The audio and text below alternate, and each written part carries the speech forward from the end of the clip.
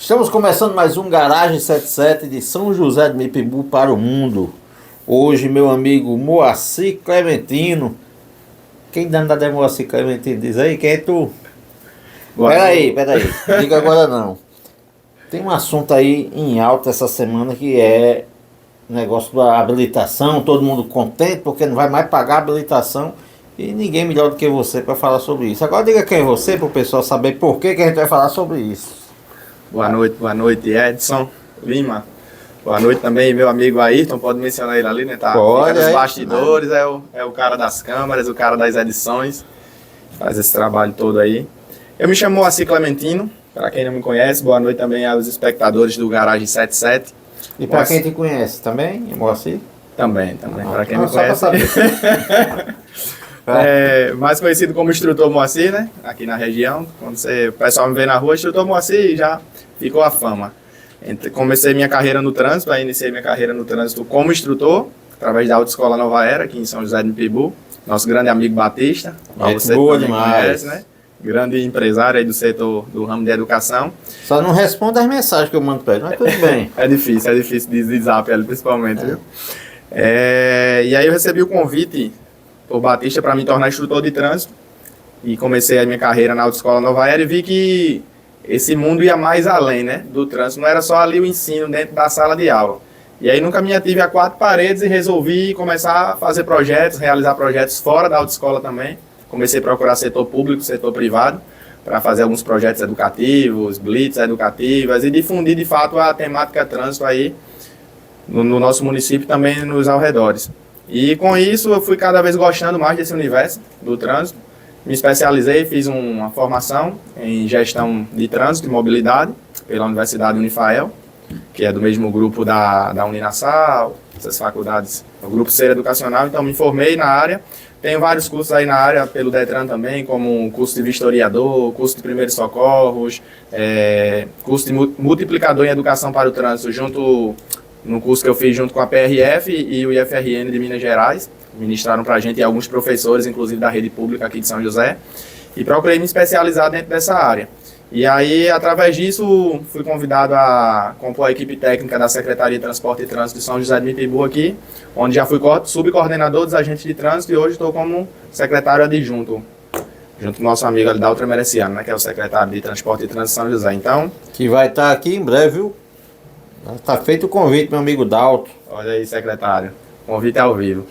Então, essa é a minha formação dentro desse contexto de trânsito. Eu tenho uma história que vai muito mais além disso, que a gente pode abordar em outro. Eu não tenho nem pressa aqui. Eu estou aqui para saber da sua vida. Você quer saber da minha vida? Conta aí a sua vida, rapaz, eu achei que vinha para falar sobre trânsito, já virou um caso de família aí. Depois a gente chega lá. Não, assim, Edson, desde mais novo eu sempre fui um cara que sempre fui empreendedor, né? Sempre gostei desse universo aí de fazer algo para estar ganhando dinheiro por fora, independente da profissão que eu esteja. Então eu cheguei aqui em São José, eu sou pernambucano, sou da ilha de Itamaracá. Já fez um OnlyFans, não? Não. Né? Eu tô tentando, viu? Às vezes a gente fica pensando assim, né, quando o negócio aperta, mas será que alguém ia comprar? Tem segue para tudo. Né? E aí chego em São José, ainda menor, né, na faixa de uns 15, 16 anos, e eu queria ganhar meu dinheiro. Estava finalizando o ensino médio, queria ganhar dinheiro de alguma maneira. Comecei a inventar alguma coisa. Fiquei procurando aqui em São José o que eu podia fazer. E eu lembro que assim que cheguei aqui, eu comecei a vender tapioca de rua em rua, bicicleta. Comprei uma bicicletinha, coloquei umas caixas atrás e comecei a vender tapioca e cuscuz. Aqueles cuscuz peitinho, né? Sim, pessoal chama. Gosto muito. Quem não gosta? Aí comecei a vender de porta em porta. O pessoal começou a se acostumar comigo e dessa minha habilidade que eu tinha, né, para venda, para conversa, sempre fui muito conversador. A gente diz até que eu converso demais, né? Pernambucano é foda.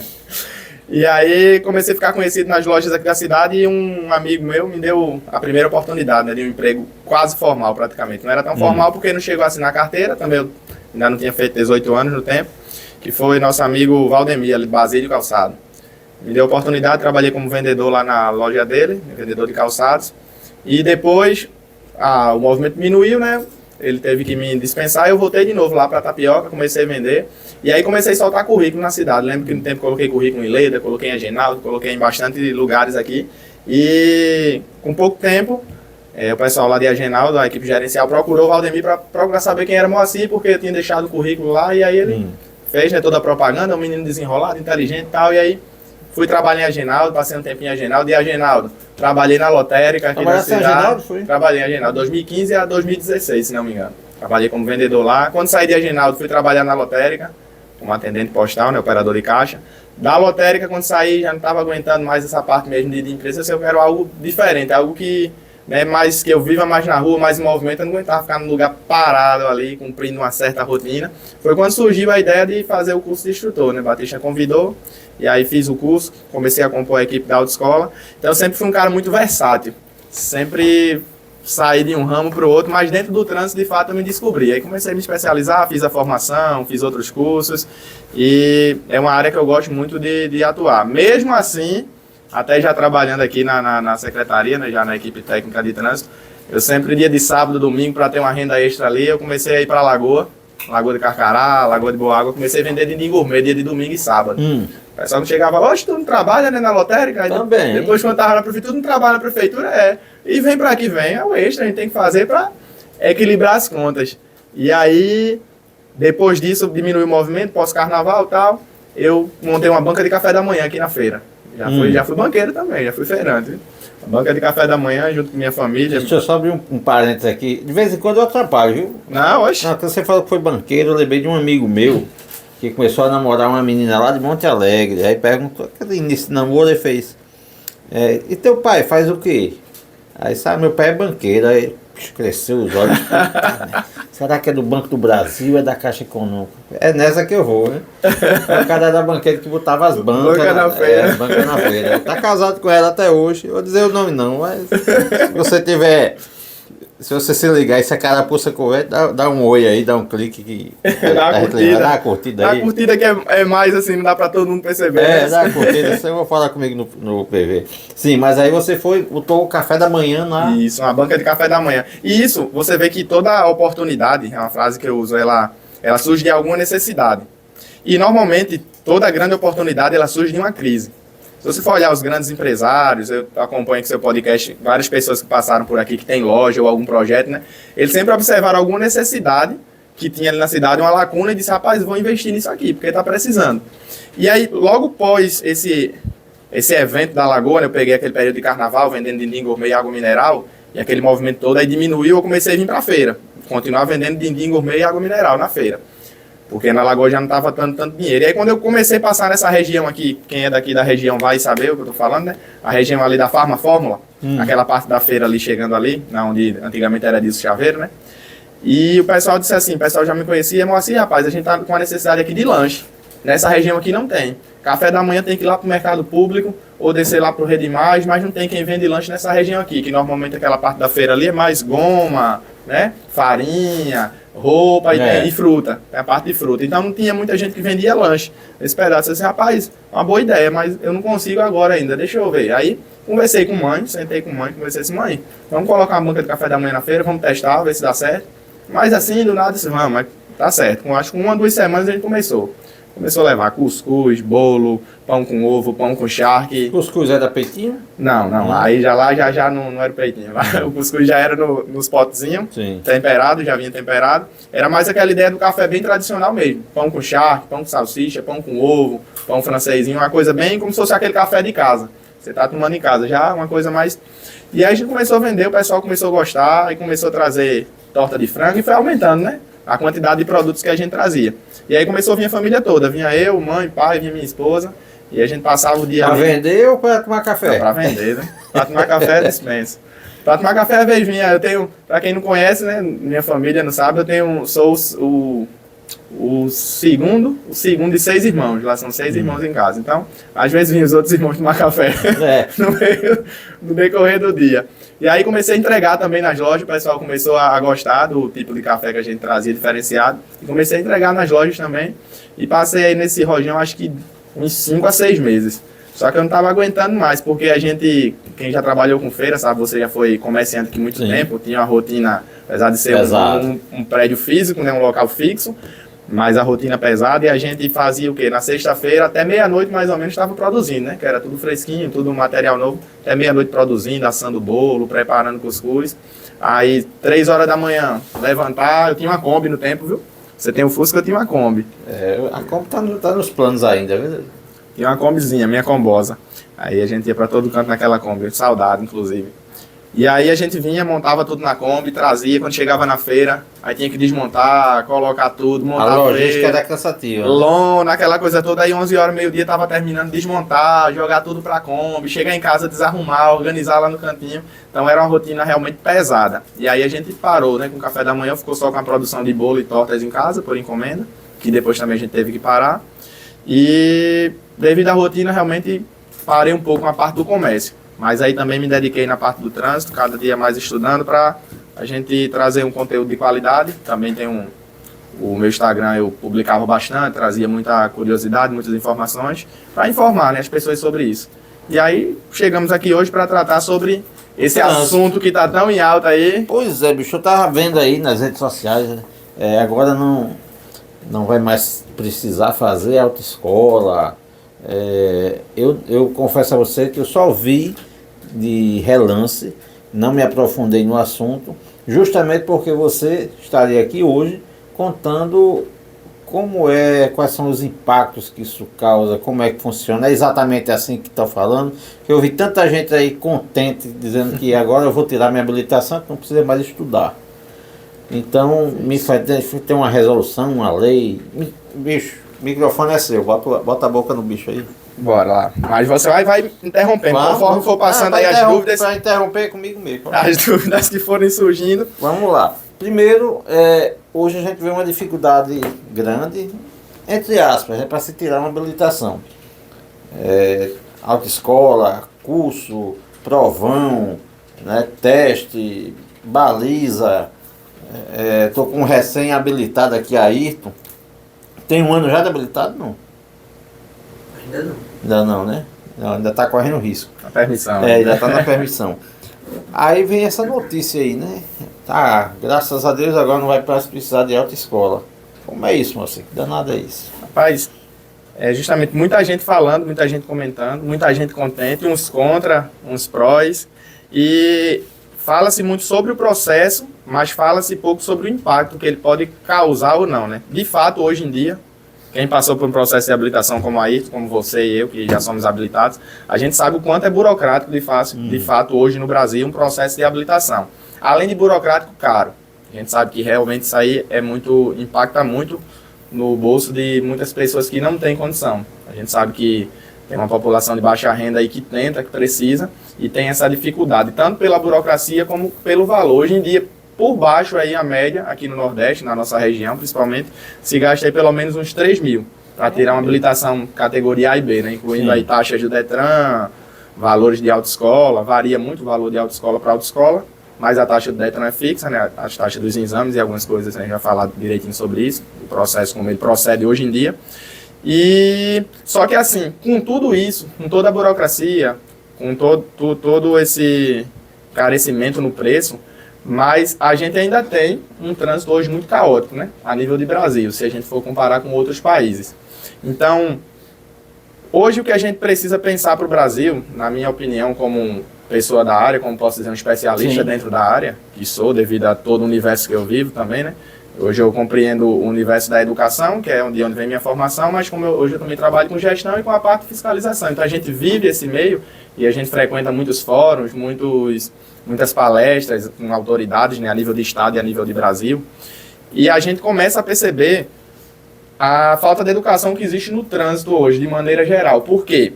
Esse processo, apesar de ser burocrático, caro e demorado, ele deixa falhas, né? A autoescola ela se tornou, assim, a gente pode dizer ao longo do tempo, como se fosse um vício, um sistema para ganhar dinheiro. Ganhar dinheiro em que sentido, moço? Assim, não estou aqui menosprezando os proprietários de autoescola, pelo contrário. Porque eu defendo até que, depois de tudo isso que está se acontecendo, que eu defendo até que a autoescola ela não fosse retirada dessa obrigatoriedade. Vou dizer mais lá na frente por quê. Mas assim, a gente tem um processo de ensino falho. Falho por quê? O aluno ele entra lá na sala de aula e falho às vezes por culpa do próprio aluno, do candidato à habilitação. ele vai para a autoescola pensando em quê? Ele quer tirar a habilitação, ele quer ter o documento, mas ele não quer aprender. Ele não quer aprender a conduzir, ele não quer aprender as leis de trânsito, a cidadania como condutor, ele quer somente ter o documento.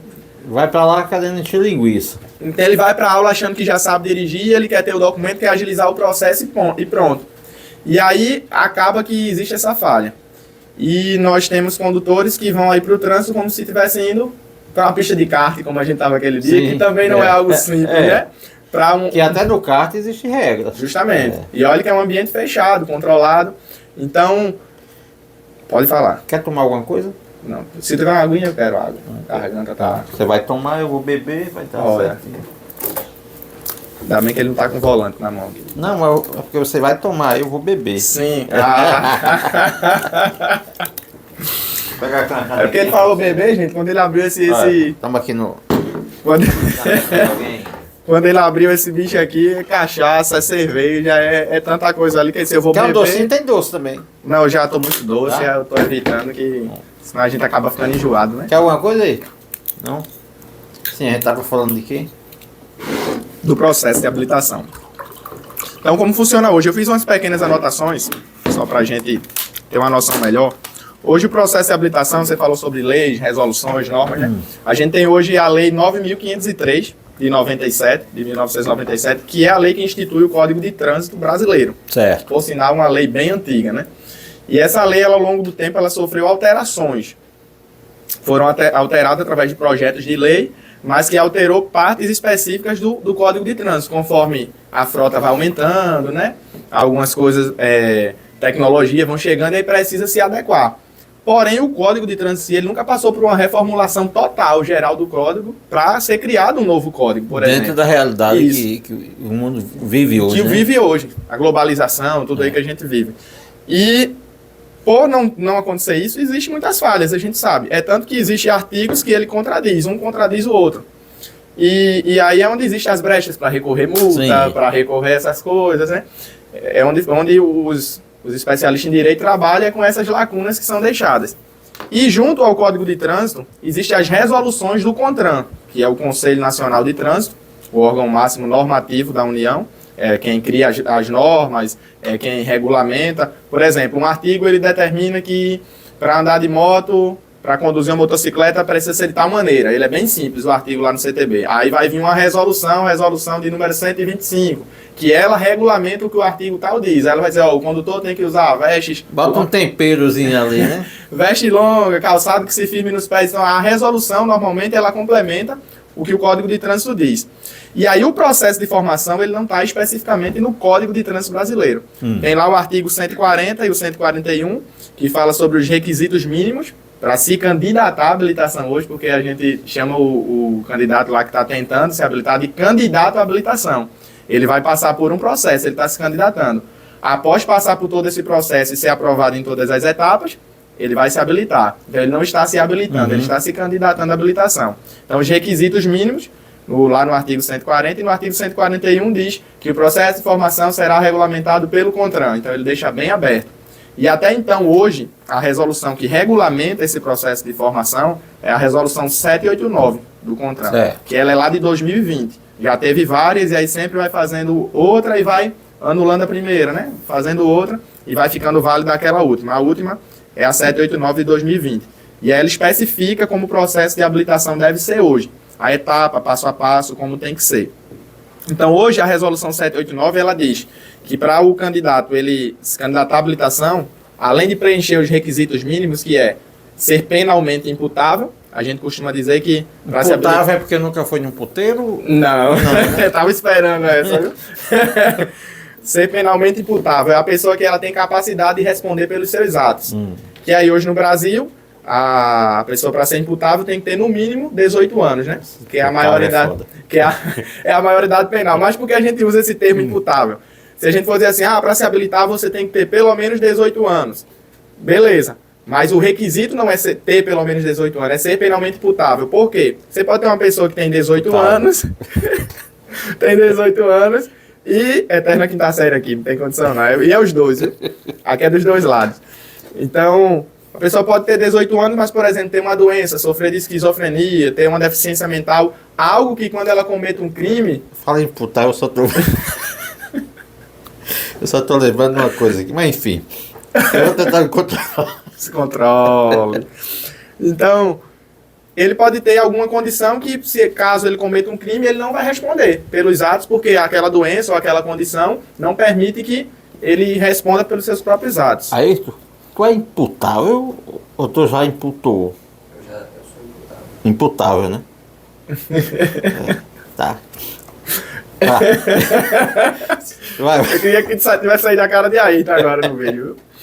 Então, se diz isso porque a pessoa, além de ter os 18 anos, tem que ter capacidade de responder pelos seus próprios atos. Justamente que ele está na condução de uma máquina, eu nem vou dizer a palavra novamente, está à frente de uma máquina, onde pode, né, machucar alguém, inclusive no CTB prevê os crimes de trânsito, e ele tem que poder responder por esses atos. E aí, saber ler e escrever e possuir documento de identificação.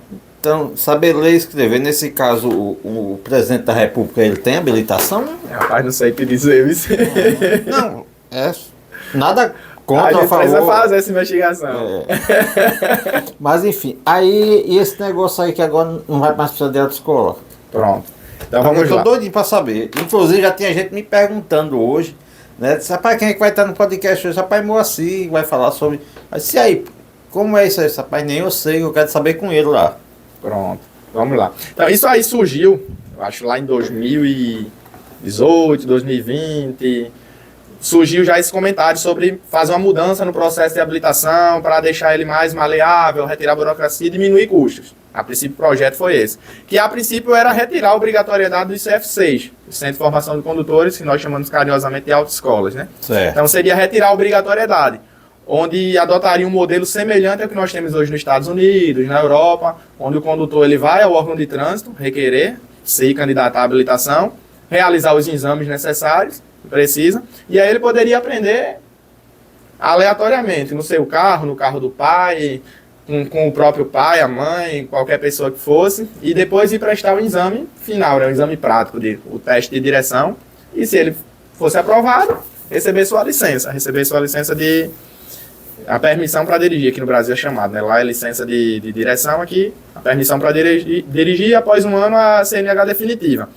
E foi discutido, e os especialistas em segurança no trânsito foi lá, questionou e deram uma segurada. Esse ano ela volta aí, né, como uma proposta de governo.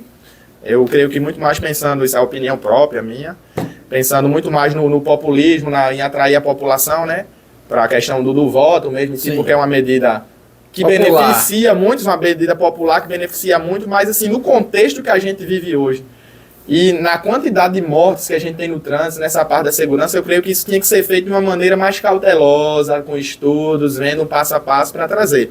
E aí, como isso, porque eu falei tudo aquilo lá no início, como isso compete ao CONTRAN regulamentar hoje, não precisaria de um projeto de lei, porque se fosse através de projeto de lei para mudar lá no CTB, caso o processo estivesse bem escritinho no CTB, teria que passar, né?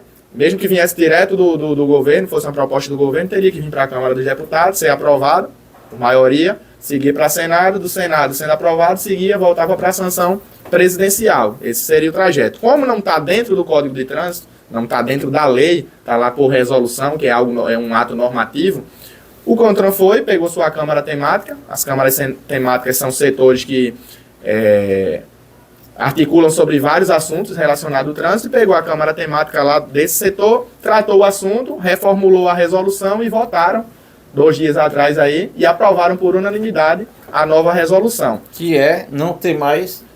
Aí dentro dessa resolução, o que é que Se pega? extingue ou ela continua as autoescolas? Aí eles não extinguem a autoescola, eles extinguem a obrigatoriedade de aula ser feita exclusivamente dentro do CFC, como é hoje em dia. Então você pode aprender na autoescola, se for uma opção. Ah, eu não Isso. sei dirigir, vou pagar para aprender. É como pagar para aprender a falar inglês. Isso. Hoje você pode fazer na autoescola e hoje eles vão dar essa liberdade de você poder fazer com um instrutor autônomo. Tá? Certo. Porque assim, o que foi pregado ao início é que não iria precisar nem de instrutor. Caso você quisesse aprender com seu pai, com sua mãe, da sua maneira, você ia aprender e tinha que ir prestar um exame. Só que dentro dessa resolução a gente ainda não tem o texto integral, porque ele foi aprovado lá dentro do CONTRAN, mas não foi publicado no Diário Oficial da União.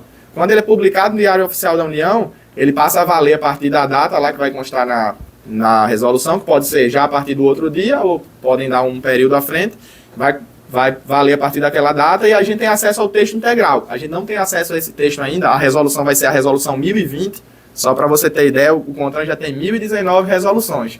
Isso aí tudo que... Brecha só o que tem. É tudo que vai remendando o Código de Trânsito ali, vai fazendo outra e vai remendando.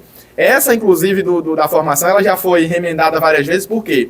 Se a gente for olhar, já diminuiu um pouco da burocracia ao longo do tempo. Quando eu comecei a dar aula, a exigência eram 25 aulas práticas. O aluno ele tinha que prestar 25 aulas práticas por categoria. Dessas 25 aulas, 5 tinham que ser à noite, obrigatoriamente à noite. O aluno tinha que dar um jeito, mesmo se ele tivesse tempo à noite, 5 aulas tinham que ser feitas à noite. Já para o aluno ter noção de como acionar o farol, baixo, alto, em que situações usar, aplicar essas regras teóricas na prática. Então, com o tempo, aí uma nova resolução reformulou e diminuiu essas aulas aí para 20 aulas, onde só era obrigatoriamente à noite uma. 19 podia ser qualquer horário, mas uma tinha que ser à noite. E aí depois tirou-se essa obrigatoriedade dessa aula noturna. Hoje o aluno pode fazer as 20 aulas ou pela manhã ou à tarde, o horário que ele quiser. Não tem mais essa obrigação à noite. Então foi diminuindo. Algumas coisas foram mudadas ao longo do tempo. Nessa nova resolução, a gente não tem acesso ao texto ainda, mas com base na reunião que houve no CONTRAN, a gente já tem alguns pontos do que ela vai abordar. E aí ela mudou não somente essa questão da obrigatoriedade da aula no CFC, mas ela diminui a quantidade de aulas, ela retira a exigência do teórico, eu vou falar o passo a passo aqui. Então ela retira uma série de coisas e regulamenta agora, precisa regulamentar a profissão de instrutor autônomo. Sendo que isso já era previsto na resolução antiga, pouca gente sabe disso. Tem gente dizendo assim, retira a obrigatoriedade da aula ser feita na autoescola e agora pode ser feita pelo instrutor autônomo. Primeiro que o Detran vai ter, os Detrans, na verdade, vão ter que se organizar para fazer um cadastro desses instrutores, né, que vão trabalhar de maneira autônoma, e vai ter que o instrutor, a autoescola, ela tem uma série de regras que é exigida quando ela faz um credenciamento no Detran para funcionar. Tem que ter sistema, tem que ter celular, tem que ter isso, aquilo. E o instrutor autônomo, ele vai ter que ter um celular. O carro vai ter que ser adaptado ou não? Ele vai ser como se fosse... Ele vai ser a própria autoescola. Isso. Móvel, digamos assim. Agora me diz uma coisa.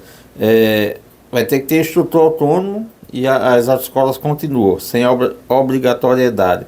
Aí eu quero tirar minha habilitação e não quero nem passar pela autoescola e nem por um instrutor autônomo, porque pai me ensinou a dirigir. Eu posso? Aí é onde a gente entra. Vou pegar o passo a passo aqui e a gente vai falar, mas já adiantando, continuou a obrigatoriedade de pelo menos 2 horas aulas, que tem que ser obrigatoriamente realizadas. Então, para você comprovar que você realizou 2 aulas, então, de fato, vai ter que ser ou na autoescola ou com o instrutor autônomo. Com essa nova resolução, a quantidade de aulas ela cai de 20, aula prática, hoje você tem que fazer, se for fazer a primeira carro e moto já, né, categoria A e B, você precisaria fazer 20 aulas de moto e 20 de carro. Então ela reduz para 2 de carro e 2 de moto, 2 por veículo. Se for só moto, 2, se for só carro, 2, no caso se for carro e moto, 2 e 2. Queda livre, viu? Uma queda grande.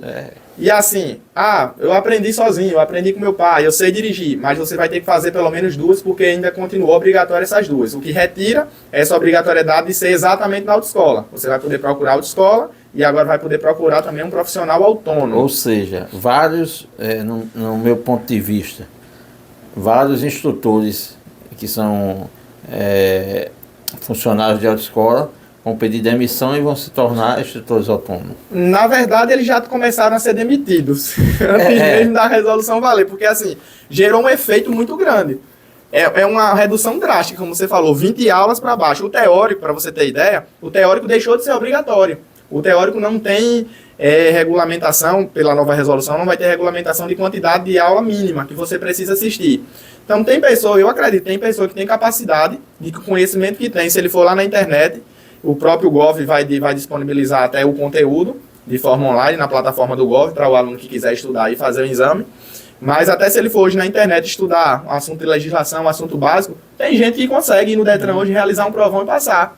Porém, tem gente que faz a quantidade de 45 aulas, que é o que hoje é obrigatório fazer, 45 horas de aula teórica, onde envolve legislação, direção defensiva, noções de meio ambiente, noções de primeiro socorro, noções de mecânica básica, envolve tudo isso.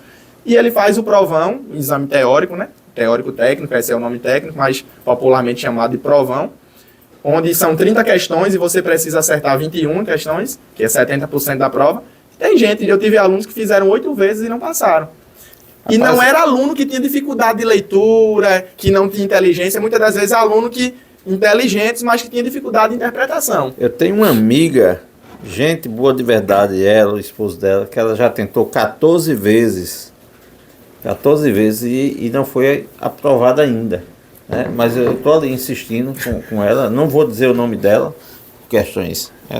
Éticas. Depois tá mandando um abraço para minha amiga Sânzia, corretora. Nada a ver, mas tudo bem. Sim. Não, ela não. Não falei nada não. Ela não. Eu falei alguma coisa aí, então. Não é tu não, Sânzia. Dirige bem. Aí me matava. Então, tem gente que vai ter essa necessidade de assistir aula. E mesmo pelo Gov, não menosprezando a plataforma, até porque eu ainda nem conheço, né? Isso aí vai ser montado quando tudo estiver funcionando. Mas assim, vai ter gente que vai precisar do auxílio de um profissional. E aí o retorno é o que eu falei lá no início. Toda crise, ela gera uma oportunidade. Isso. E aí cabe aos instrutores ficarem atentos e ver como eles vão poder também ganhar dinheiro. Alguns vão, a maioria a tendência é sair da profissão, porque tem gente que se acostumou muito tempo a fazer só aquilo, né? Não se readapta, não sabe fazer coisas novas. E muita gente aí vai ser, caso isso aconteça nessa medida, vai ser uma estimativa aí de 300 mil desemprego diretamente, porque cada CFC emprega aí no mínimo 10 pessoas. E o que é que vai acontecer com as autoescolas? Como é que elas vão se sustentarem? O grande problema é esse, porque como reduz drasticamente lá de 20 para 2 horas aulas apenas, se bem que vai ter aluno que vai ter a necessidade de fazer 4, 6, 8, porque a ideia, eu penso assim que os especialistas que definiram isso, pensam que essa ideia de só 2 aulas obrigatórias é tipo o aluno vai aprender em casa com o pai, ou já sabe ele dirigir, e ele vai precisar saber como passar no exame, né? O que é cobrado no exame, a baliza, né? Quantos metros tem a baliza, quais são os pontos, a parte técnica. Então ele vai aprender da maneira dele lá, e 2 horas ele tem que fazer com um profissional para saber como passar lá no Detran. Só que tem gente que com 2 aulas não vai pegar, mesmo ele já sabendo dirigir no dia a dia. Aí recém-habilitado, né? Ele foi reprovado no teste, né? Primeira vez. Aí eu disse, não, papai vai ensinar você. Aí toda noite, bicho, toda noite durante um mês. No Fusca. Não, no Voyage. Eu botava os cones. Até pedi umas dicas a você, eu acho. Foi, eu acho que foi. Né? De baliza. E ele lá fazendo a baliza, tudo. Aí a mãe dele fazia, e aí, como foi hoje? Foi bom não. Foi bom não. Enfim, aí fomos pro Detran, né? Dia do teste. E na minha cabeça eu disse, tá que pariu, o cara não vai passar. Porque eu que treinei ele. Aí chegou lá no pai desse, viu? foi lá no Detran. Aí só quem podia entrar era ele, né? Graças a Deus. Aí ele entrou, eu fiquei lá fora, logo fazendo amizade com o guarda, o porteiro, tudo. Passou um tempo lá vem aí, com a cara triste, aí eu já olhando assim, conversando com o guarda, disse, eu acho que ele não passou não. Aí que ele disse, eu acho que não, viu? Aí, e aí, Ayrton? Eu já me preparando psicologicamente para dar um apoio, né? Psicológico a ele. Como ele conhece, eu sei o apoio que você ia dar. E aí, Ayrton? E o teste? Passei. Com aquela tranquilidade, só aí. Com essa tranquilidade que só ele tem, que chega a me... Tu passou? Eu disse, passei. A mão naquela. Eu disse, tu passou, bicho? Bicho, como é que tu passou? Porque eu te treinei durante um mês, fazendo aquelas balizas chibata que tu fez. Como é que tu... Não, cheguei lá, estacionei, fiz a baliza e fui aprovado. Vamos pra casa. Vou pagar seu almoço hoje. Diz aí. O cara ficou revoltado porque o filho passou. Imagina não, mas porque eu que treinei ele, então eu tinha certeza que ele não ia passar. Não foi por ele, foi por mim. Sim, mas... Então, tipo, vai ter essa procura, vai ter essa necessidade, e é claro que, por exemplo, aqui, Batista tem uma credibilidade muito grande. O pessoal vai continuar procurando uma autoescola para não pegar também qualquer instrutor que você não conhece, né? Sim. Tem instrutor que está fora do mercado há muito tempo, vai querer voltar e tal. Só que não se compara a quantidade de aulas que você tinha com o que você vai precisar hoje. Então, as autoescolas não vai precisar daquela estrutura que ela tem hoje, de ter 4, 5 instrutores, 4, 5, 6 veículos. Então, automaticamente isso vai dar uma quebra. A autoescola vai continuar ali com 1, 2 instrutores no máximo. Então... Olha lá se não for o dono que foi ensinar. Começar a ensinar. Talvez não, porque hoje ela, não sei como vai ser a estrutura também da autoescola que eles vão manter. Porque hoje a autoescola precisa de um diretor geral, um diretor de ensino e no mínimo 4 instrutores. A exigência que tem, né, para funcionar. No mínimo 2 instrutores. E aí... Normalmente o proprietário é o diretor-geral, a esposa é a diretora de ensino, eles fazem o curso, é claro, né, se preparam, tem que ter nível superior, tudo isso, mas normalmente eles são os diretores, e aí tem uma quantidade mínima de aulas que eles podem dar por dia, não pode passar daquilo. Sim, também. É tudo então, regulamentado. Aí talvez vai ter que ter 1 ou 2 instrutores, mas você vê que a estrutura cai, ela reduz muito enorme. Então, os empresários vão sentir, puxando agora para a parte empresarial, não só como um diretor de ensino, como a parte educativa, mas como empresário vai sentir. Então vai ser uma queda grande. Então, 50%, 60% do corpo vai ter que ser demitido. E já tem proprietários que estão começando a fazer isso. Teve autoescola aí que colocou sobre aviso já 20 instrutores. Autoescola que tem 2, 3 unidades no estado, e cada autoescola tem 10, 15 instrutores. Então, começou já a fazer isso porque é um investimento. Teve uns que fizeram investimento até recente, que abriram uma segunda filial e quando viu as medidas, né, e viu que realmente estava indo para frente, já começou a se preparar porque vai ter que investir também em algum outro ramo. Só que eu digo para o instrutor que se atenta e que se reinventa, vai ser bom para ele. Por exemplo, eu estou um tempinho sem dar aula. Hoje eu trabalho aqui nessa parte do trânsito e montei uma empresa, fundei uma empresa, né, através do MEI, tenho meu CNPJ e fundei uma empresa que hoje ela só está online, não tem estrutura física ainda, tenho na minha casa, né, que eu tenho meu escritóriozinho. Eu tenho sala para alugar aqui, viu? Pronto, deixe as coisas começarem a andar que vai dar certo. Aí vocês me contratam, tá? E a gente vai... Ajuda aí, eu já contrato a sala do nosso amigo Edson, e todo mundo vai crescendo junto. Então, hoje eu presto consultoria e assessoria. A minha empresa presta a municípios que estão começando a municipalizar o trânsito, a trabalhar com trânsito, esses municípios que ainda não tem agente de trânsito, que não autua, que não tem ninguém que mexe com engenharia, nada daqueles municípios mais de interior. Então, está começando a municipalizar, vai organizar o trânsito, vai começar a trabalhar com as vias, fazendo pintura e possivelmente um possível concurso para agente de trânsito. Então, eu estou prestando consultoria, assessoria, oferecendo, né? Ainda não fui contratado por nenhum município, mas oferecendo.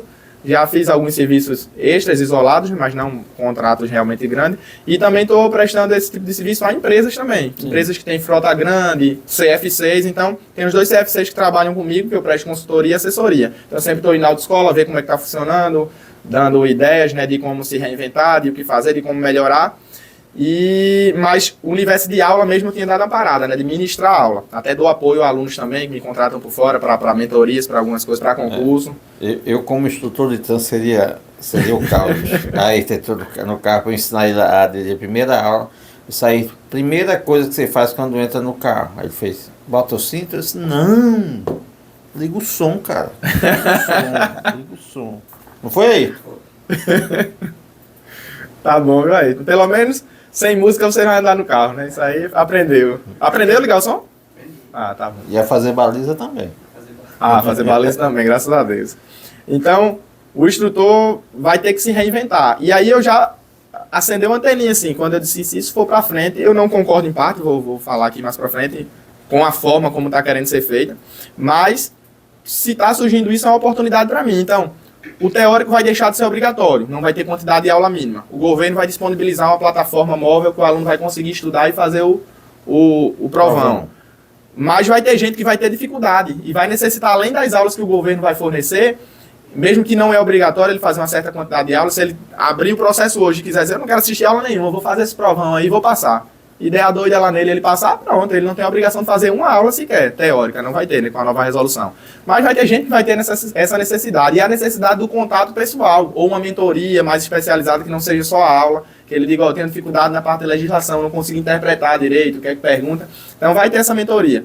Então já instalou o dedo assim, opa, posso gravar uns conteúdozinhos, deixar salvo, montar uma plataforma, um aplicativo que o aluno compre aulas dentro dele, então já surgiu esse gancho para mim, já lá dentro da minha empresa. A prática, como vai ter essa possibilidade do instrutor autônomo da aula? Então já vou me preparar. Mas como é que vai ser? Aí isso vai ficar só quando a resolução for divulgada.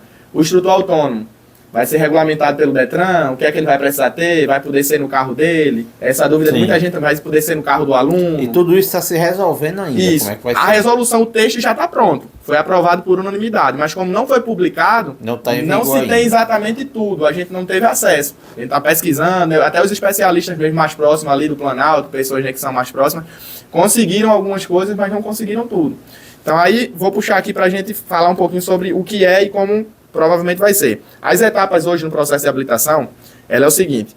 Hoje, primeiramente, você faz uma avaliação psicológica, você se candidata à habilitação, leva a documentação lá no Detran, preenche os requisitos mínimos, aí vai seguir as etapas. Você faz a avaliação psicológica, que é chamada de psicoteste, né? O A gente risquinho. chama popularmente psicoteste, vem o exame palográfico, que é os risquinhos.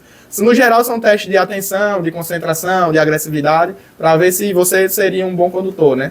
Normalmente uma pessoa que é bem agressiva, que tem um caráter bem desfavorável ao trânsito, em algum desses exames a psicóloga vai perceber alguma coisa. A gente que acha que não. A minha cunhada, a irmã da minha esposa, né? Ela foi fazer a habilitação lá em São Paulo. E aí passou no psicoteste e tudo. Quando foi pro teste de volante, aí o instrutor fazia: entra à direita, não, à esquerda, não, estaciona aqui. À esquerda. Foi botando a pressão nela e ela foi se irritando. E quem exige a pessoa é pavio curto, né? Ela nem pavio tem. Roseli. Aí, em um determinado momento, ela... Gente, isso é brincadeira, viu? O nome da mulher provavelmente é Ana. Aí ele diz Roseli só pra disfarçar. Não, é Roseli mesmo. Em determinado momento, ela puxa o freio de mão do carro, abre a porta, olha pro instrutor e diz: vá tomar no seu cu. Você não se decide... Bota apito aí. Não, aqui é sem apito. Vá tomar no seu cu, você não se decide o que, é que você quer da sua vida, seu cabra. Aí, abriu, não creio. Puxou o freio de mão e saiu. Verdade. Pode comentar lá, viu, Rose? Confirma essa história aí que ele vai olhar lá nos comentários. É verídico e venério. E aí a gente tava... Tem mais histórias aí. Não, vai surgindo. Vai surgindo. Falando que vai surgindo. Então, a gente chama, eu vou falar o nome técnico e falo o nome popular, né? Para o pessoal se atentar. Então, o famoso psicoteste. Passou no psicoteste, se for reprovado, você espera 15 dias para fazer um reexame, que seria o reteste que a gente chama, e paga uma taxa. Hoje esse psicoteste custa R$85. E aí o encarecimento ele já começa nas taxas do governo. Quando eu disse, tem uma contradição quando parte para essa parte política, de populismo, de pensando no voto e não se pensa de fato na segurança viária muitas das vezes, e na população que está se diminuindo mesmo, porque está diminuindo o valor que é gasto com a autoescola, com a formação, mas as taxas do governo vão aumentar. Continua, né? Sim. A proposta deles é que hoje, para você fazer um reteste, você paga novamente o valor do reteste. Quantas vezes você pode fazer, quantas vezes quiser, mas paga. Eu lembro da minha colega que já pagou 14 vezes. E aí o que eles querem retirar é que na segunda vez, no reexame, você já não precise pagar o reteste. Você vai poder fazer quantas vezes quiser os retestes, seja qual exame for, sem precisar pagar a taxa. Então já é um ponto positivo, reduz a taxa. Só que, será que os Detrans, se bem que o Detran é um órgão rico, né? Arrecada muito, mas será que os Detrans vão conseguir se sustentar? Porque, querendo ou não, cada reexame tem um custo pro Detran ali, né? É uma energia que gasta, é uma internet. E hoje o exame psicotécnico e o exame de aptidão física e mental, né? Que é a segunda etapa depois do psicoteste, que nada mais é que o exame de vista. Eles são de empresas privadas que se credenciam ao Detran e executam o serviço, que até então, inclusive, era na estrutura do Detran, e aí hoje são fora, né? Eles têm que ter sua própria estrutura. Então é empresa privada. Então como é que vai ficar isso? Esse reexame que não vai ser cobrado vai ser só o da parte do Detran, o teórico e o prático, os provões. Se o Detran ficar no prejuízo, ele vai passar logo a pessoa e pronto. Então assim, de início é tudo muito bonito, bacana, mas será que o Detran vai conseguir sustentar isso? Porque quantas pessoas, a exemplo dessa amiga que reprovou 14 vezes, e o Detran não está gastando internet, energia ali, mesmo que seja mínimo, mas a quantidade de pessoas que tem. Rapaz, só ela ia quebrar o Detran. Então, fez o psicoteste, vai fazer um exame de aptidão física e mental, que hoje se resume a um exame de vista, que é R$75, que a gente paga para olhar ali para 3 letrinhas e tal, passou, pode ir embora. Então, assim, é uma taxa que é alta para a quantidade do que é avaliado, que para muitos é bom, porque às vezes tem um exame de vista, tem algo até simples e consegue passar, né? Sem precisar dizer que vai usar óculos.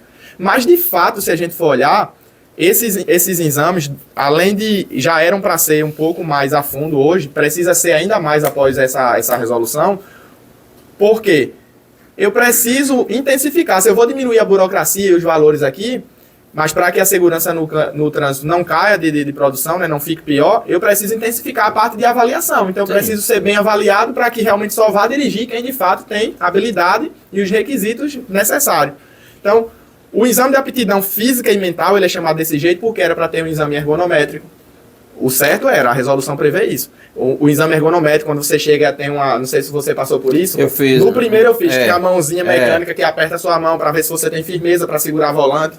o médico ele faz uma breve avaliação sobre sua postura para ver se você não tem algum problema de coluna, de postura. Ele fez até o toque retal no meu. Foi. Fez, não, Mas não eu acho que ele gostou muito de você, do seu rosto. Assim. Certo que não teve? Não teve? Teve não. Eu acho que ele gostou muito de você. Enganado. Aí deu esse bônus. Me enganaram. Tá, velho. Foi enganado. Então, é uma série não vou nem dizer de exames, porque são pequenas avaliações, uma série de pequenas avaliações, mas para ver que você realmente tem condições de conduzir. E hoje isso já é falho. Então eu acho que após esse novo processo tinha que ser ainda mais intensificado, porque Justo. às vezes tem pessoas que precisam usar o óculos dirigindo, e por o exame ser algo bem rápido ali, acaba que ele consegue passar e não precisa usar o óculos conduzindo. Que quando você precisa, vem lá da carteira. Não sei se você vai. Lentes corretivas, uso de lente corretiva. Aí vem uma letrinha lá, que quando você vai pesquisar lá no código, aquela letra representa uma observação que você precisa estar utilizando. Nesse caso, lentes corretivas. E tem muita gente que precisa, mas por conseguir ali fazer um esforço e passar no exame... Eu fiz esse esforço uma vez, eu já precisava usar o óculos dirigindo e eu fiquei habilitado sem a obrigatoriedade de usar o óculos. Só que eu já usava, mas assim, às vezes você esquecia. Até hoje com a idade e as telas aí, eu não tenho como dirigir mais sem ele. Não, nem às vezes eu vou tomar banho de óculos. Porque eu não consigo enxergar tudo mesmo. Aí vai pegar a pasta de dentro, pega hipoglós. Aí acontece. Quem convive aqui sabe do que eu tô falando. Então, pronto, essa questão do óculos. Aí tem gente que tem astigmatismo, como é meu caso. Farol interfere muito. Então, se ele tem a necessidade de usar realmente o óculos dirigindo, mas pelo jeitinho lá não precisa usar, ele pode causar um acidente de repente por causa disso. Então, já é falha, essa parte deveria ser intensificada. Aí fez o psicoteste, exame de vista, você vai se matricular na autoescola, né? Hoje em dia a obrigação é na autoescola, onde você precisa fazer o curso teórico técnico, que é o curso teórico, que hoje é obrigatório 45 horas aulas, fazer 45 horas aulas. Passou o teórico, você vai fazer o famoso provão, onde tem que fazer 30 questões que vão testar os conhecimentos que você viu em sala de aula. Das 30 questões, precisa acertar somente 21, 70% da matéria. Das questões, passou, volta para a autoescola, vai iniciar a aula prática. A aula prática, 20 aulas obrigatórias por categoria. Se for carro e moto, 20 de cada. Se for moto, 20. Se for carro, 20. Terminou as aulas práticas, vai fazer o exame prático, o teste de direção que é feito hoje no Detran. E o Detran tem os itinerários que vem fazer nas autoescolas mais afastadas, né? Nas cidades. Até São José parou de ter, que é considerado região metropolitana. Tem de Goianinha em diante. Então, os peritos do Detran vêm e vai fazer uma série de exames que consiste principalmente em colocar o carro dentro da baliza e circular em via pública. Onde ele vai... Aí é bom, viu, baliza. É bom. Baliza com som ligado. Então, ele precisa disso. Com essa nova resolução, o que é que muda? Já vai mudar aqui. Quando você chegar no curso teórico, ele deixa de ser obrigatório. Hoje, além de ser só dentro da autoescola, né? Ele deixa de ser obrigatório. As 45 horas aulas, hoje você pode não precisa fazer nenhuma aula se não quiser. Então vai estudar por conta própria, na plataforma do governo, da maneira que você quiser. E aí essa parte eu concordo, realmente que o curso teórico fosse retirado, porque tem muitas pessoas que têm capacidade de estudar pela internet, online, e conseguir fazer um provão. E aí vai depender da dedicação de cada um. Que a formação para o trânsito ela já é falha. O Código de Trânsito ele prevê, na parte que fala sobre a educação, e a BNCC, a Base Nacional Curricular Comum, do Ministério da Educação, ela prevê também que a matéria de trânsito ela seja implantada nas escolas, no ensino médio, ao decorrer do ensino médio, onde o aluno ele vai estudar ali a parte de trânsito e ao decorrer dos 3 anos, quando ele encerrar, ele pode ir para a autoescola só fazer a parte prática e não precisaria fazer o teórico. Então isso aí já existe, desde que o Código de Trânsito foi criado, em 97. A BNCC depois regulamentou isso e incluiu também. Então qual a dificuldade disso aí já ter sido feito há muito tempo? E não iria baratear os custos? Então, ao longo de 3 anos, o aluno ele ia desenvolver um senso de cidadania muito maior do que você desenvolve em 45 aulas. 45 aulas, você só prepara o aluno para o exame. Você vai ser moldado, né? Ao longo de 3 anos, você vai ser moldado, você vai pegar ali no mínimo dos 15 aos 18 anos, e você vai crescer com um senso de cidadania para o trânsito, que é o que a gente precisa. Eu não preciso só de um condutor que ele saiba o que é legislação, entenda as regras, e saiba dirigir, e não tenha um comportamento humano e cidadão no trânsito. Que é o que a gente precisa hoje em dia. Porque você sabe, muitas das vezes a gente tem o conhecimento e não coloca em prática. Porque eu não tenho um senso de cidadania e de humanização para aquilo. Isso não é só dentro do trânsito. É tudo. Então aí, ao longo desse tempo, o aluno já iria desenvolver isso. E nunca foi colocado em prática, de fato, regulamentado para agir dessa maneira. Então, agora eu sou a favor que o teórico realmente fosse retirado. mas que ainda continuasse uma certa quantidade de aulas, mesmo que diminuísse as 20, aí para 10, não sei, 15, mas continuasse uma certa quantidade de aula, por quê?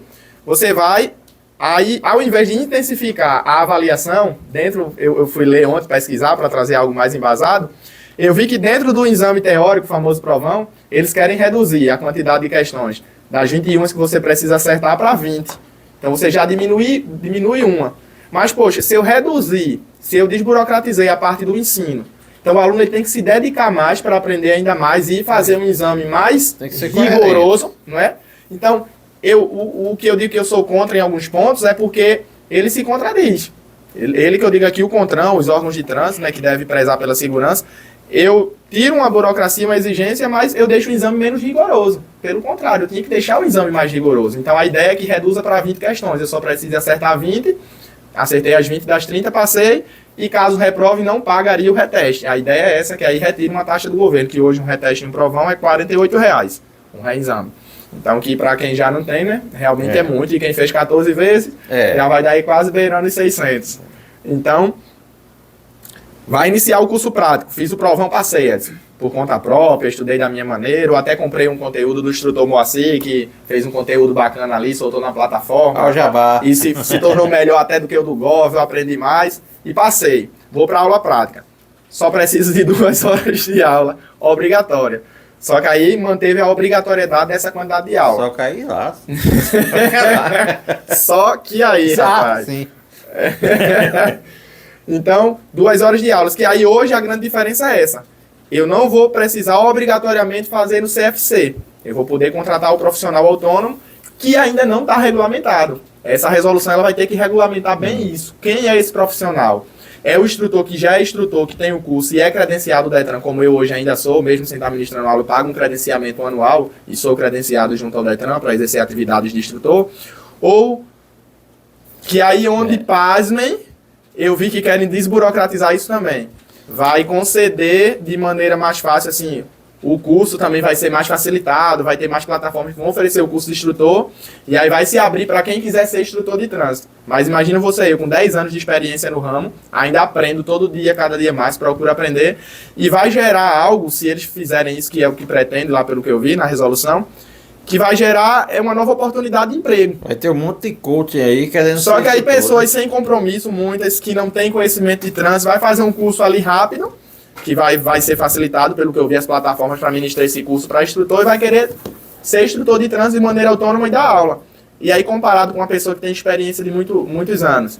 E tem pessoas que vão pensar só no financeiro. Não. Sim.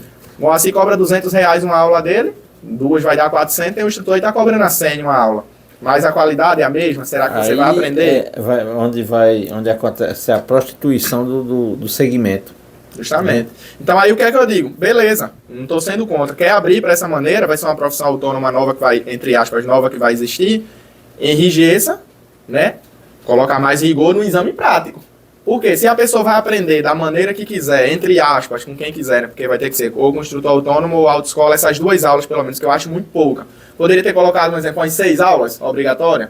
Porque, de fato, ele ia fazer as demais ali com quem quisesse, com o pai, com o tio, com alguém que entende, dê uma noção, e fazer 6 aulas ali para se preparar para um exame do Detran. Então, como são só 2, que eu acho muito pouca, aumenta o rigor do exame. Então, se um exame hoje, entre aspas, que não é, eu não acho, já acham difícil, por mais que tenha uma taxa alta de reprovação, o exame hoje ele não é difícil. O exame hoje, normalmente, nos interiores, que é um pouco mais fácil que no Detran, ele consiste em quê? Você inicia o movimento, coloca o carro na baliza, faz o balizamento, sai, vai numa reta, faz uma manobra de retorno lá na frente e volta, faz outra manobra de retorno, para onde saiu. Tem a ladeirinha, né? Tem municípios que nem ladeira tem, não pratica nem a meia embreagem. Então, A rameirinha é tudo reto. o aluno ele precisa acionar a seta corretamente na hora de sair, na hora de fazer uma manobra, na hora de entrar a baliza. A parte mais técnica e mais complicada é a baliza, mas se o aluno ele aprender direito, ele vai colocar tranquilamente dentro da vaga. Cavalo de pau nem pensar. E saber não. Não. Eu pensei em fazer na moto, sabe? No 8, assim, dar uma freadinha. Aí aquele... como é que diz? O pensamento interno, como é que a pessoa diz? Intrusivo. Pensamento intrusivo deixou vencer, né? Aí eu quase deixava o pensamento intrusivo vencer no 8, quando eu fui fazer meu exame. Aí pisei no freio, assim, vou fazer o 8 rabiando. Aí eu disse, não pode não, né? O pensamento quase saía. Mas tu ainda rabeia, não? Não, deixei há muito tempo. Mas aí eu quase fiz. Aí quando eu pisei no freio assim, Aí eu lembrei que não podia e voltei, botei o pé no chão e reprovei a primeira vez.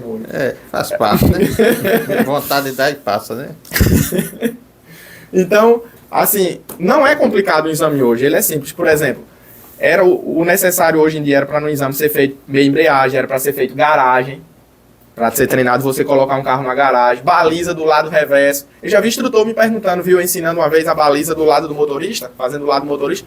O Moacir está ensinando o aluno a fazer baliza do lado do motorista, o aluno vai se confundir, isso não pode, não pode? Não, não pode. Mas, não, pô, baliza não é só do lado esquerdo, se você pegar uma rua que é de mão única e que é permitido estacionar no lado do canteiro central, ou que é permitido estacionar dos dois lados. Você vai precisar fazer uma baliza pro lado do motorista. Então aí o instrutor ficou assim, o instrutor com mais 10 anos de experiência mais do que eu, tava 5 anos no ramo, ele já tinha uns 10 para 15. Aí ficou assim, poxa, não é mesmo assim, nunca pensei isso esse tempo todo de profissão. Então, eu vi que o aluno já dominava bem, eu disse, a baliza é pro lado esquerdo, mas eu vou lhe ensinar a fazer do lado direito, você pode precisar um dia. A baliza hoje no CFC, ela é treinada com balizadores, com uns canozinhos. Você não vai estacionar entre canos no dia a dia, vai estacionar entre dois carros. Então você tem que saber os pontos dos faróis do carro, dianteiro e traseiro. Então, hoje você ensina entre vários canos, que a gente chama de balizador, para depois você executar em via pública entre dois carros. Então os Detrans como Paraíba, Pernambuco, Ceará já usa réplica de carro, uma réplica de fibra, simulando dois carros. Então, o processo ele já tem essas falhas. Então, se eu estou retirando a burocracia, tinha que ter mais rigor no exame. Aí ele vem com a seguinte proposta, pelo que eu vi no exame: facilitar ainda mais o exame, para que as pessoas tenham acesso mais fácil, porque, inclusive, com todo respeito a ele, uma pessoa que eu admiro, o ministro Renan Filho, ministro do Transporte, é uma pessoa até capacitada para estar no cargo, entende da área, e o secretário nacional de trânsito, Adroaldo Catão, também a nível de trânsito, uma pessoa que eu admiro muito, acompanho já há muito tempo, foi diretor do Detran, em Alagoas, se não me engano. É uma pessoa muito capacitada, mas eles disseram que a gente precisa de mais pessoas habilitadas para ter um trânsito mais seguro. Mas se eu preciso de pessoas mais habilitadas só pela questão de tirar da informalidade e dar um documento que me permite fazer aquilo, mas que ele não vai fazer com segurança, de pessoas mais capacitadas tecnicamente. Então, se eu quero retirar essa burocracia para facilitar quem tem dificuldade e a quem tem pouca condição financeira, eu coloco as regras mais rígidas para, de fato, só conseguir ser aprovado quem tem a capacidade técnica para isso. Eu tiro, por exemplo, eu cheguei aqui, aí tu estava aqui quase quebrando as cordas do violão, quando eu cheguei aqui no estúdio, né? Brincadeira, gente, ele toca bem. Tá, o violão também. O violão também, né? Então, tem músico que ele faz 10 anos de aula, faz faculdade, faz curso técnico, e ele toca com cifra, partitura, mas se você cantar aqui, ele não pega de ouvido. Ele sofre em alguns ritmos, ele é aquela músico de teoria aqui, então toca o básico. Tem gente que pega um violão aqui, escuta você cantando, vê ele colocando as notas, começa a colocar pessoas que têm habilidade para aquilo. Eu costumo dizer que a direção, ela é para pessoas que têm habilidade também. Tem gente que faz 20, 40, 50 horas de aulas, tira habilitação, dirige, vai para todo canto, mas é uma pessoa medrosa, uma pessoa que tem medo de estacionar, é uma pessoa que não sabe tomar decisões em situações críticas. Então, ele está habilitado, mas muitas das vezes ele não tem a capacidade técnica para aquilo. Então, se eu enrijeço as regras, eu deixo mais rigorosa, só vai de fato conseguir ser aprovado e ter habilitação quem tem a capacidade para aquilo ou quem se preparou bem durante o processo. Então eu já não deixei de exigir no processo a quantidade de aula obrigatória. Você não vai estar pagando mais 20 aulas autoescola, mais 10 porque você vai poder aprender em casa. Então se esforce, aprenda o máximo, você pode usar seu carro e faça o exame bem, faça um exame bacana. Tu fala nós sobre carros. O carro é uma arma, né? Se você não souber usar. E um colega meu hoje estava almoçando comigo ali, e aí ele comentando, né, disse, olha, eu sempre tive as coisas, meu pai sempre me deu de tudo. Quando eu fiz 16 anos, meu pai me deu um carro e um 38. Disse, eu vou lhe dar 2 armas. Mas eu achei interessante na colocação dele. A reflexão, né? A reflexão, eu vou lhe dar 2 armas. Tá aqui um carro e um 38. E deu mesmo. Antigamente era mais normal isso aí. Vou lhe dar um carro e um 38. Agora, não vou tirar você da cadeia por nenhum dessas 2 armas. Né? Assim, ele deu. Mostrou a responsabilidade na condição de cada um. Né? Sorte dele que ele tinha tio. O tio que tirava ele da cadeia. O cara comenta foi sério. O cara chega a estar empolgado aqui, absolutamente faltou. Você imagina aquele fundo musical, né? Enquanto ele tá falando, tudo. Aí o cara desmantela tudo. Então, assim, aí o que eu me abismei foi o seguinte: Eu fiquei rindo, eu disse, eu não acredito não. Da resolução lá, eu fiquei rindo, eu disse, cara, eu não acredito nisso não. Hoje tem muito aluno que pergunta assim, ei, instrutor, o exame pode ser feito num carro automático? Hoje o exame ele é feito somente no carro do Detran, né? Carro adaptado, carro manual, porque mesmo que o seu carro é automático, em algum momento você pode precisar pegar um carro manual. Então, para que seja igual, o exame para todo mundo, o carro é manual. Eles querem flexibilizar até isso, que o aluno possa fazer o exame também no carro dele, e o carro, se o meu carro é automático, eu vou poder fazer no meu carro, porque eu vou dirigir no meu carro, que é automático. Não a necessidade de um carro manual e... Não, e assim, eu já acho que viola o princípio da igualdade, porque o seu carro é manual, aí o dele lá é automático. Querendo ou não, no exame ele prevê as faltas subjetivas, que são as faltas que ela vai somando ponto. Hoje o exame ele tem a falta eliminatória, cometeu já eliminado, e tem faltas que vão somando ponto. Caso atinja 4 pontos, você é reprovado no exame. Tem faltas que elas valem 1 ponto, 2, 3 e 4 que é eliminatória. Então, ou cometeu a de 4, ou cometeu uma falta, ou cometeu uma falta que sejam 4 pontos. Corrigindo, gente, 4. Rapaz. É negócio imputável, negócio desse. Aí agora de 4, perdeu 4 pontos, é eliminado, ou vai somando esses pontos, atingiu 4 pontos eliminados. Aí, nessas faltas, existe a falta de engrenar a marcha ou utilizar a marcha errada para a velocidade que o veículo está sendo conduzido. Tem gente que pula da primeira, já joga para a terceira, né? Erra ali a marcha, ou vai colocar uma segunda, erra uma quarta. Então você que está no seu carro automático, não vai cometer essa falta, pode cometer outra. Não vai cometer essas. E a pessoa no carro manual pode fazer verdade. tudo perfeito e cometer essa falta de engrenar uma marcha errada ali por descuido, foi colocar a segunda, colocou a quarta, e sofreu uma penalidade que o outro já não tinha nem condição de sofrer, porque o dele já é automático. Então, fica uma disparidade. E fica essa questão de, poxa, o cara só vai saber conduzir carro automático. Então ele vai saber lidar em algumas situações, e se um dia ele precisar pegar um carro manual, a habilitação dele não vai ter lá que é habilitação para carro automático, ela não vai ter, ela fizer a habilitação única. O teste dele foi feito num carro automático. Até que tivesse, porque se ele fosse pego num carro manual, ele era para ser multado. É como eu estou dizendo, porque não criou vergonha de aprender vai a dirigir. deixando falhas. Então se fez isso, então que a habilitação dele também só permita conduzir carro automático. Exato. E aí onde entra outra parte também, que eu disse, poxa, isso aí é para ter mais rigor e vai diminuir a possibilidade de agora a pontuação ir até 10. Então, em vez de eu ser eliminado com 4 pontos, agora eu vou poder cometer 10 pontos e só sou eliminado com 10 pontos. Então, eu já fragilizo o processo de formação, porque, querendo ou não, vai fragilizar, não vai ser um ensino tão adequado como era para ser. A pessoa vai só se preparar para passar no exame. E aí, eu ainda flexibilizo o exame. Em vez de dar mais rigor, eu vou flexibilizar. Então, do ponto de vista da segurança, e eu como profissional da área, eu acho isso um retrocesso. Porque eu vou incluir mais pessoas ainda no trânsito com menos capacidade técnica do que deveria ter. Porque a pessoa vai errar mais e não, errei, mas estou no pendura aqui e vou conseguir ser aprovado. Então vamos fazer um provão, um resumão dessa nova resolução. Ele não tem mais a obrigatoriedade das 20 aulas. Das 45 teóricas, não tem obrigatoriedade. Não tem. Das práticas. Cai para 2, de 20. Que pode, de 20 cai para para 2. Que pode ser feita ou na autoescola. Ou com um instrutor autônomo, que aí vai ser regulamentado ainda como vai ser esse instrutor autônomo. E a questão da pontuação. Aí flexibiliza o exame. Sim. Se era de 4 pontos, você agora vai poder cometer até 10. E vai poder fazer possivelmente num carro automático. Então de 4 vai para 10. Vai para 10. Melhorou. Saiu lá do 4. E aí, o outro ponto positivo seria o quê? Só para a gente resumir geral. Hoje em dia, a gente tem um prazo de 12 meses. Abrir o processo de habilitação, não concluir em 12 meses, vence. Que realmente é uma coisa que eu acho complicada, porque eu tive muitos alunos que viajavam trabalhando. Ia para o sul, como servente pedreiro, essas coisas, né? Trabalho mais pesado e vai junto com as empresas levam, passava período, 6 meses fora, e quando voltava não conseguia concluir o processo a tempo. E aí, com 12 meses vencia. Você perde tudo, tem que iniciar tudo de novo. Pagar a taxa, fazer exame... Você perde por completo, pagar a autoescola novamente. E hoje eles prevêem que, também com a nova resolução, não vai ter validade de processo. Você abrir o processo hoje, você vai ter o resto da vida para concluir o processo até o fim e se habilitar. Então também tem essa questão da validade. Só uma curiosidade que o instrutor autônomo, a resolução já previa que ele podia autuar. De que maneira? Em localidades que não tivesse autoescola, então de repente São José não tem nenhuma autoescola, eu como instrutor, eu já sou credenciado no Detran. Como instrutor? Não. Eu, instrutor, vou nem mencionar a frase, a palavra. Então, eu poderia autuar aqui no município, caso não tivesse autoescola, sendo que eu poderia ter um aluno a cada 6 meses. Então, eu poderia ter 2 alunos por ano. E aí eu ia morrer de fome, né? Não ia conseguir. Ia morrer de fome. Mas, assim, como não era viável, nenhum instrutor nem se preocupava com isso, mas isso já era previsto. E um detalhe, que além de ser previsto já, o instrutor ele tinha que ter o veículo igual ao da autoescola, ele tinha que ter um veículo adaptado, com duplo comando de freio, de embreagem, com 2 alunos a cada 6 meses. Isso.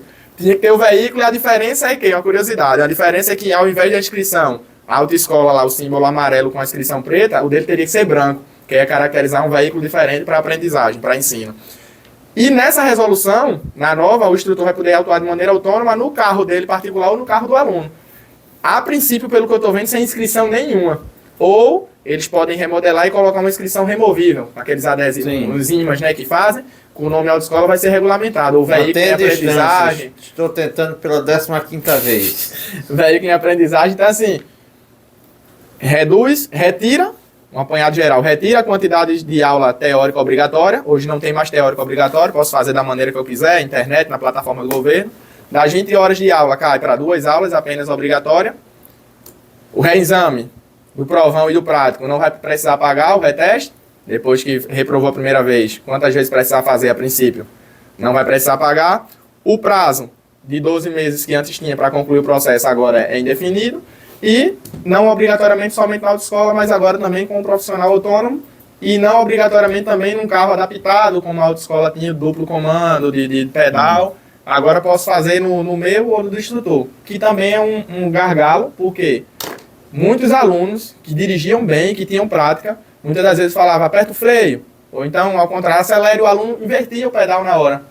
Por desatenção, por o receio ali, o nervosismo no meio do trânsito, quando levava para o trânsito. E o instrutor tinha segurança que ele tem o duplo comando no pé. Então, se o aluno fizesse algo ali para não estancar o carro ou desse uma acelerada brusca, eu conseguia acionar a embreagem, o freio, conseguia controlar aqui. E hoje eu levando um aluno, que eu vou ter que levar o aluno para o trânsito para ensinar nessas 2 horas de aula. O aluno pode acelerar demais e entrar dentro de uma casa, entrar no muro, atropelar alguém. Então, pelo ponto de vista de segurança, alguns pontos ficam falhos. Entendeu? O que é que tem mais aí? Deixa eu ver, 20 horas aula por veículo. 30 horas aulas. Não, aqui eu só queria aí falar uma coisa, pronto. A resolução foi aprovada por unanimidade dentro do CONTRAN. O próximo passo era ela ser publicada, a gente conhecer o texto integral. Ela não foi ainda. Não foi ainda publicada. E a partir disso, vão começar a regulamentar como vai ser o dito principal de início, a profissão de instrutor autônomo, né? O que é que vai precisar, como vai ser e outras coisas. Porque vai ter que ir se adaptando. Vai ter coisa que vai ver o gargalo, opa, vamos ter que remodelar ela aqui. Assim também do dia para noite. Só que, o que é que acontece? Quando foi aprovada por unanimidade do CONTRAN, o Senado já começou a articular, porque o Senado, em grande parte, na sua maioria, posso dizer, era contra o projeto do jeito que ele está sendo. Essa redução drástica, como eu estou falando. Então, o Senado tinha alguns pontos contra. Só como não precisou passar pelo Senado, foi diretamente lá pelo CONTRAN, porque é um ato administrativo, normativo, o Senado ele já começou a se articular, e aí levantou em pauta, eu até puxei que eu não lembrava o número da lei, ele puxou ontem em pauta, o PL, que é um projeto de lei, 8.085 de 2014, para você ver como esse assunto já vinha sendo tratado lá de baixo. Que ele altera no CTB o processo de formação e aí ele coloca, de fato, para ser tratado dentro do CTB. Para qualquer alteração que venha a ser feita, ela tem que ser através do plenário, lá, até chegar na sanção presidencial.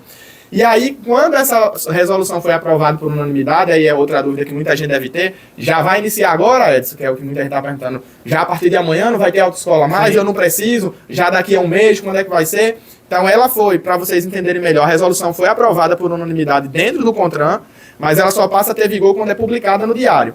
Ela nem foi publicada no diário e o Congresso já entrou, já abriu uma eu esqueci o nome, como é que chama, mas abriu uma sessão especial para tratar, uma comissão especial para tratar sobre esses assuntos.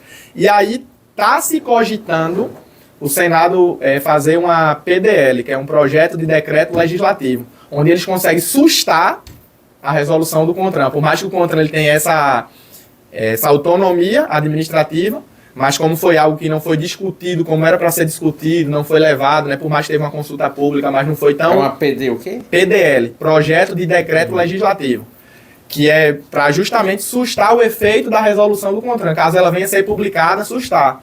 Porque ela provavelmente vai ser publicada e já começar a valer a partir de então. Então, se o governo publicar ela, o Senado vai lançar esse projeto de decreto legislativo sustando essa resolução e tirando os poderes dela, para aí voltar a ser tratada novamente e reformular algumas coisas. Então, ainda não está tão próximo assim. Quem está aí precisando muito da habilitação e, vou esperar aí começar a valer para já fazer com esse custo a menos. Talvez demore um pouco, porque tem também toda a parte política por trás. E a gente sabe que a gente está vivendo no Brasil um momento bem complicado, bem intenso, onde tem essa briga aí de ideais. As torcidas aí, né? Então tem essa parte política. E junto a isso, uma coisa que eu acho que quase ninguém está sabendo e a mídia quase não está comentando, nesse projeto de lei 8.085, ele trata também sobre a inclusão do exame toxicológico, que é aquele exame que você raspa o pelo e ele vai ver se você consumiu drogas numa certa janela de dias, para a partir da primeira habilitação. O exame toxicológico hoje só é realizado por condutores profissionais, categoria C, D e E. Mudou para a categoria C, D e E e nas renovações precisa fazer esse exame toxicológico e levar para o Detran. Eu também faço. A minha é D remunerada e eu preciso fazer a cada 2 anos e meio e sempre quando vai renovar também. No caso, hoje a minha é com 10 anos, eu renovo lá com 10 anos. Para ver se a pessoa não está consumindo drogas. Porque hoje a gente tem o bafômetro para, na abordagem, saber se você está sob efeito de álcool ou não. Estão elaborando aí o drogômetro, que eu ainda não sei como não sei se vai ser semelhante ao de diabetes, que fura aqui rapidinho e testa o seu sangue, não sei como vai ser, mas já está sendo elaborado. Mas o CTB ele já prevê a infração para o alcoolismo e para estar dirigindo sob efeito de droga. Só que você não tem como estar fiscalizando a droga, é mais complicado. Então, tinha esse projeto de lei para que na primeira habilitação você já fizesse toxicológico. E aí pessoas que são usuários recorrentes de droga, ou ia ter que deixar de usar por um período até conseguir passar no exame, né? Ou parar de vez para poder dirigir. Então, hoje em dia a gente tem muitas pessoas que dirigem drogados sob efeito de droga. E é mais difícil verificar que a pessoa está sob aquele efeito. Então já ia diminuir, já ia gerar mais segurança no trânsito. Esse projeto tinha sido barrado. Com tudo isso, os deputados e senadores que eram contra acabaram votando esse projeto e ele foi aprovado já, inclusive. Então eles aprovaram a exigência do exame toxicológico para já a partir da primeira habilitação, independente de categoria. Eu vou fazer categoria A ou B, vou ter que fazer o toxicológico. Interessante isso aí. Que eu acho justo, porque, de fato, vão ser pessoas que não vão oferecer risco ao trânsito. E quem é usuário vai ter que dar uma diminuída ali para poder passar no exame e, de fato... Quanto tempo fica sem usar fazer o exame? Ele vai da janela desde de 30 dias a 90 dias. Normalmente o que o Detran usa é 90 dias, ele detecta. Então, até 90 dias. 90 dias sem usar, viu? Tá ouvindo, né, Ayrton? Quando for renovar... Enfim, tu falou PDL, eu lembrei da PDI. Já ouviu falar na PDI? Não. PDI, assim que eu vim morar aqui... É ver? A pérola? Não, mas a pérola. Assim que eu vim morar aqui em São José, tinha... coisa que a gente tinha medo era da PDI, que era uma gangue que tinha aqui em São José, chamava... Era Psicopatas do Inferno. A gente passava e tinha um muro assim, PDI, meu amigo, a gente tinha medo. Tava com medo, passava... PDI era... Enfim, memórias aí de São José do Mipibu. Meu amigo, estamos aí chegando aí o nosso horário. Tem mais alguma consideração, alguma coisa para falar? Para finalizar, só isso. A questão de... A gente já falou mais ou menos como era, como provavelmente vai ser, o que a gente já está sabendo, né? Quando ele for publicado, a gente pode fazer uma nova atualização em cima do que já foi publicado, quando vai começar a funcionar.